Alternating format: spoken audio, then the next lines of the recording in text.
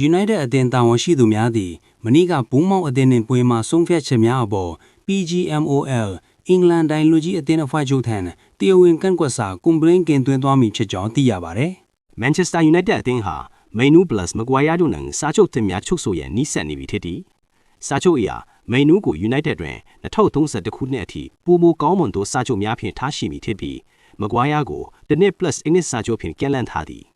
သဘောတူညီမှုမရသေးတော့လဲဆွေးနွေးမှုများတိုးတက်လာနေကြောင်းသိရပါသည်။ Manchester United အသင်းသည် Bayern Munich အသင်း၏ဘယ်နောက်ခံလူ Alphonso Davies ကိုစိတ်ဝင်စားနေသည်။ Bundesliga အသင်းကြီးသည်ကနေဒါလူရေးစဉ်ကစားသမား၏ဒဏ်ရာမတန်းကြောင်းရောင်းချရစဉ်းစားနေကြောင်းသိရှိရပါတယ်။ Premier League ပွဲစဉ်30စနေနေ့ညမှာကစားခဲ့တဲ့ပွဲတွေရဲ့ရလဒ်တွေကတော့ Brighton 2-1, Liverpool, Fulham 3-1, Burnley, Everton 3-0 Chelsea နဲ့ Leeds United 0-0 Brentford တို့ပဲဖြစ်ပါတယ်။ဒီနေ့အတွက်နောက်ဆုံးရဘောလုံးသတင်းတွေကတော့ဒီလောက်ပါပဲ။မနက်ဖြန်အတွက်သတင်းတွေကိုမလွတ်ချင်ရင် like and follow လုပ်ထားဖို့မမေ့နဲ့တော့။နောက်ထပ် update တွေနဲ့ပြန်တွေ့မယ်။